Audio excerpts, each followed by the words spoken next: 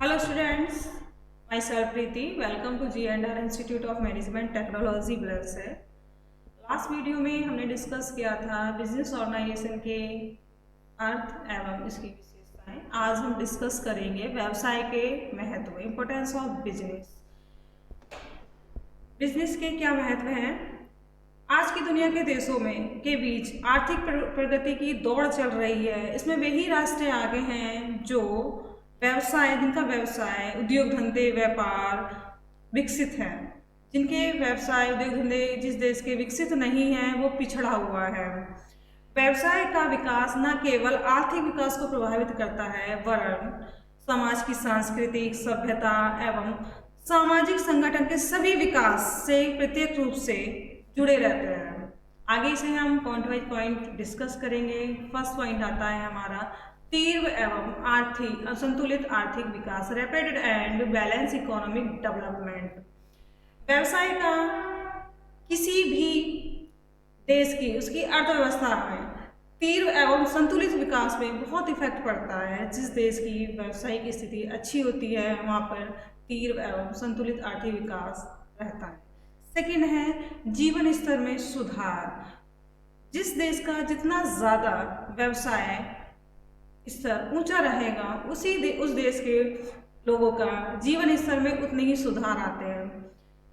नई नई व्यापार में सब अपने व्यापार को डेवलप करने के लिए उसमें नई नई चीज़ों को सुधार करते हैं, जिससे क्या फर्क पड़ता है, इससे क्या होता है, इससे नए नए व्यक्तियों को अपने जीवन में सुधार में नई नई चीज़ें मिलती है। नेक्स्ट आता है विश्व अर्थव्यवस्था के साथ एकीकरण, integrations with world economic.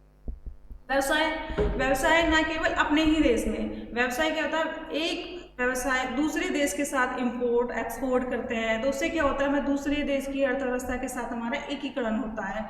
Next आता है प्राकृतिक संसाधनों का उचित विदोहन, proper utilisation of natural resources. व्यवसाय के द्वारा जो हमारे प्राकृतिक संसाधन हैं, रिसोर्सेज हैं, उनका हम क्या करते हैं, यूटिलाइज करते हैं। उनका यूटिलाइज करके हम व्यवसाय में प्रॉपर यूज करते हैं। नेक्स्ट आती है हमारी राजस्व में वृद्धि, इंक्रीज इन रेवेन्यू। राजस्व में वृद्धि, देखो जो गवर्नमेंट होती है, गवर्नमेंट की जो रेवेन्यू होती है, इनकम कहाँ से आती है, बिजनेस से आती हैं। किसके रूप में लेती है, टैक्स के रूप में लेती हैं। तो जिस देश में जितना ज़्यादा व्यवसाय होगा उस देश के गवर्नमेंट को उतने ही ज़्यादा रेवेन्यू रिसीव्ड होगा। किसके थ्रू होगा, टैक्स के थ्रू होगा।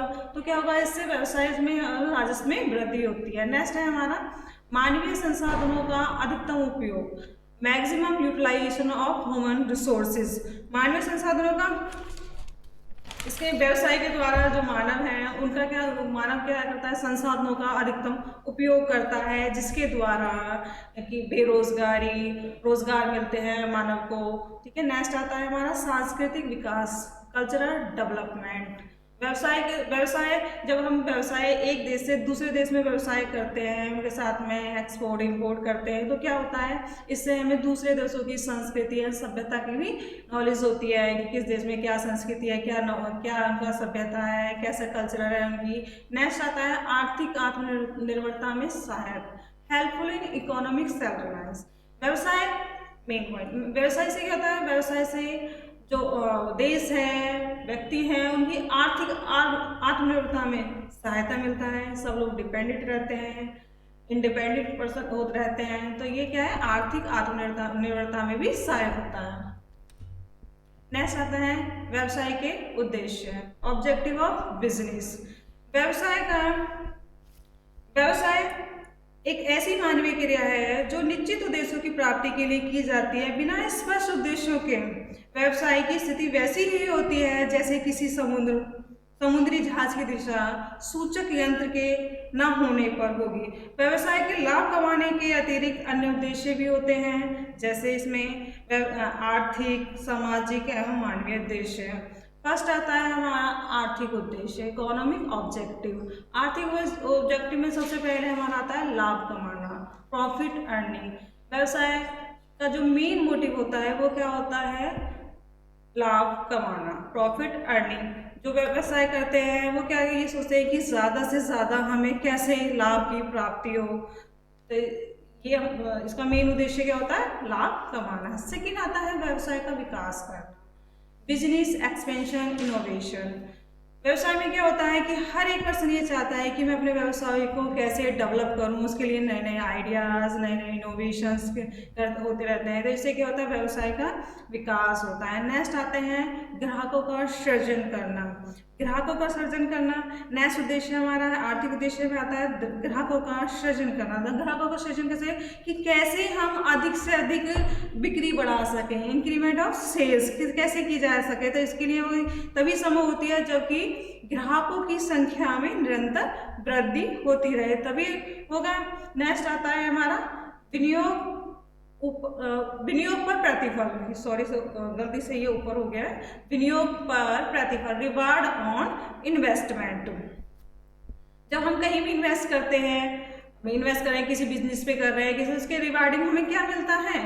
उसके रिगार्डिंग हमें प्रॉफिट मिलता है। तो नेक्स्ट उद्देश्य आते हैं हमारे सामाजिक उद्देश्य, सोशल ऑब्जेक्टिव। सोशल ऑब्जेक्टिव व्यवसाय का एकमात्र उद्देश्य लाभ कमाना ही नहीं है, उसका मानव के प्रति कुछ दायित्व भी होते हैं। जैसे उसमें आते हैं हमारे सामाजिक उद्देश्य। सामाजिक उद्देश्य जैसे व्यवसाय की प्रत्येक क्रिया ग्राहक के हित में ध्यान में रखी की जानी चाहिए, ध्यान में रखकर ही की जानी चाहिए। कोई भी हम व्यवसाय कर रहे हैं तो उसमें हम क्या करेंगे? जो व्यक्ति हैं उनकी आवश्यकताओं और उनकी संतुष्टि को ध्यान में रख के ही हम क्या करते हैं? व्यवसाय करते हैं। नेक्स्ट है वस्तुओं की निरंतर पूर्ति बनाए रखनी चाहिए। आगे आते हैं हमारे नेक्स्ट आता है मानवीय उद्देश्य, ह्यूमन ऑब्जेक्टिव। ह्यूमन ऑब्जेक्टिव में देखो आधुनिक युग में क्या है? व्यवसाय में न केवल लाभ कमाने का तंत्र है, बल्कि इससे सामाजिक संतोष भी प्रदान करने का तथा सामाजिक संबंधों में मधुरता, न्याय, स्थिरता लाने का भी एक महत्वपूर्ण साधन है। इसके द्वारा क्या है? जैसे कि किसी भी व्यवसाय में कोई कर्मचारी वर्क कर रहे हैं तो उन कर्मचारियों के लिए श्रम कल्याण में सामाजिक सुरक्षा के कार्यों पर बल देना है, उपभोक्ता को संतुष्टि प्रदान करना है आदि।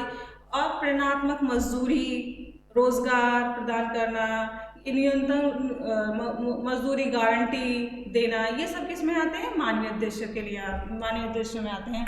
आज के लिए इतना ही है। नेक्स्ट टॉपिक हम कवर करेंगे नेक्स्ट वीडियो में। Thank you.